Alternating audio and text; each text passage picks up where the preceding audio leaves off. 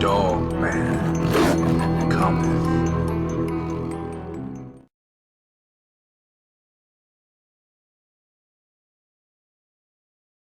What's up, everybody? Welcome back to another episode of the Dogman Cometh. Today, I've got a few stories. I guess you could call them stories, but I mainly wanted to talk about this article that I found while I was just fucking around on the internet. It's off a website called viralnova.com, and it's an interesting article. It says it's by a man named, and I'm hoping I'm pronouncing his last name right, Tim Unkenholes.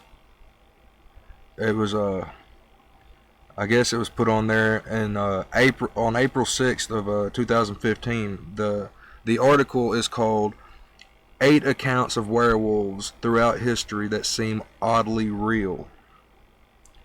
And it starts off like this. It says, wolves are frightening enough as it is, but the idea of a wolf-human hybrid secretly living among us and preying upon our flesh in the night, in the light of the full moon, well, that has been freaking humans out basically since the invention of storytelling. And while werewolves are fiction, throughout history these legends have bled into reality. People were actually accused of or claimed to be actual werewolves. Keep that gun and silver bullets handy as we take a journey through history to hunt the world's most notorious werewolves. Okay, now before I read any more, I just want to state that werewolves, whether they're real or not, are not the same thing as a dogman. Alright? That's just the way that I've always, that's what I've always learned time and time again. It's the way I was raised to believe, ever since I found out about these things. And dogmen never have been and never will be human. Okay? At least in my opinion.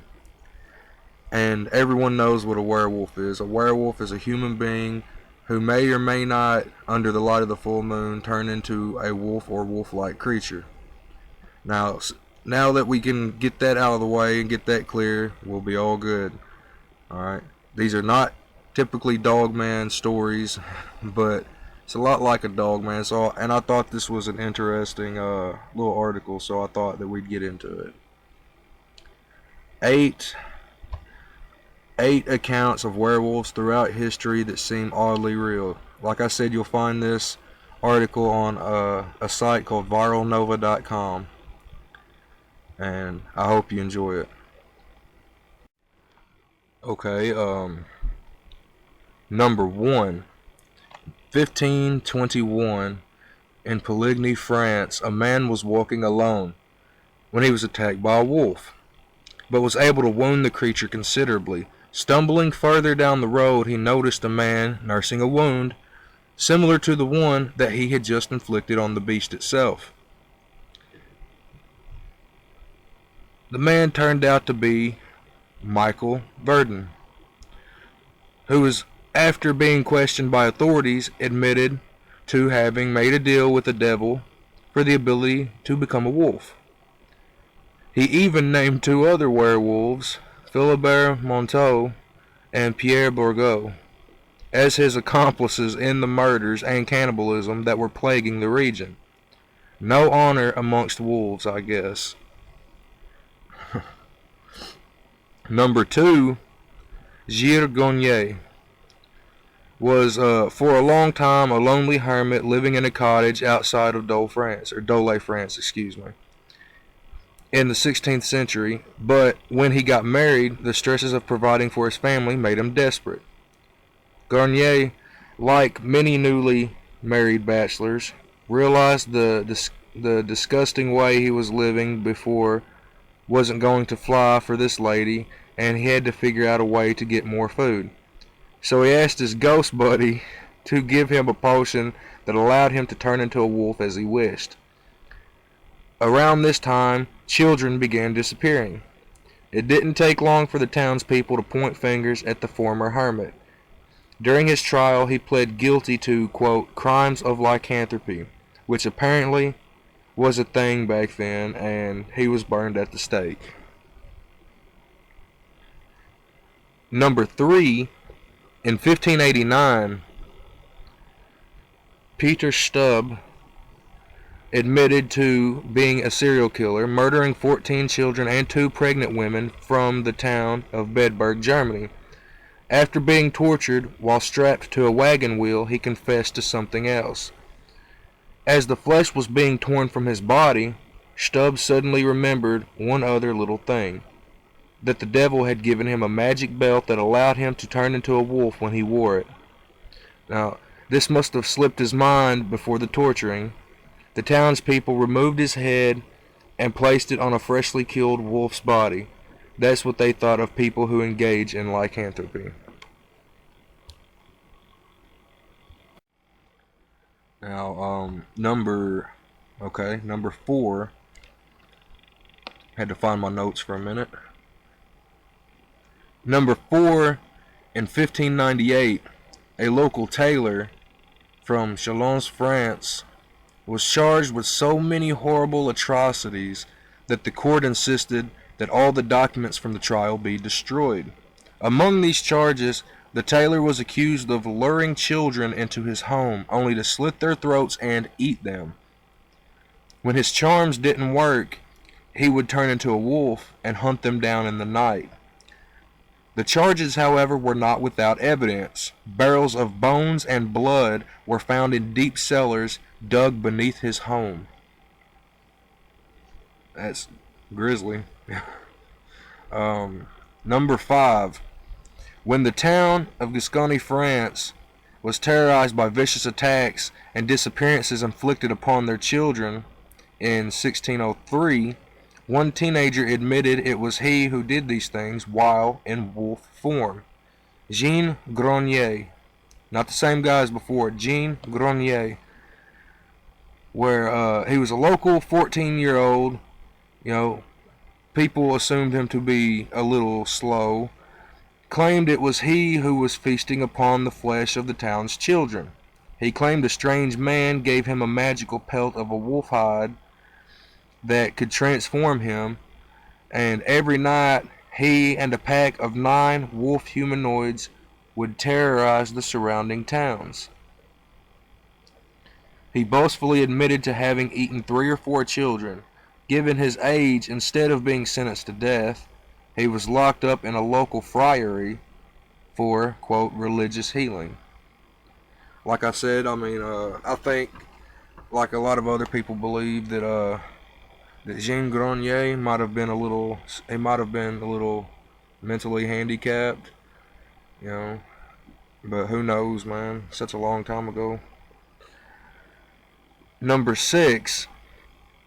Nobody knows how this got out of hand, but in 1640, the town of Greifswald, Germany, was overrun by a whole pack of werewolves. After many foolish attempts to battle the wolves with regular bullets, one group of students decided on a whim to melt down all the silver in the town and use it to create shinier bullets. Nobody else had a better idea, so they rolled with it and apparently stumbled upon the alleged quote-unquote werewolves' one weakness. Well, that lacks a little evidence, but I guess that's, who knows, man? I don't know all the facts either. But number 7. Let's just go on to number 7. In 1685, the town of Ansbach, Germany, I think that's how you say it. Like I said, I'm not good at pronouncing shit. Was being terrorized by a werewolf. When the town found out the creature's true identity, they understandably felt betrayed. The creature turned out to be the mayor of the town himself, whom everyone thought had died a few weeks before. After the wolf was killed, he was dressed in the mayor's clothing and hung by his neck. They just wanted to be sure, I guess. I like that little ending right there. That was funny. Anyway, and finally, number 8.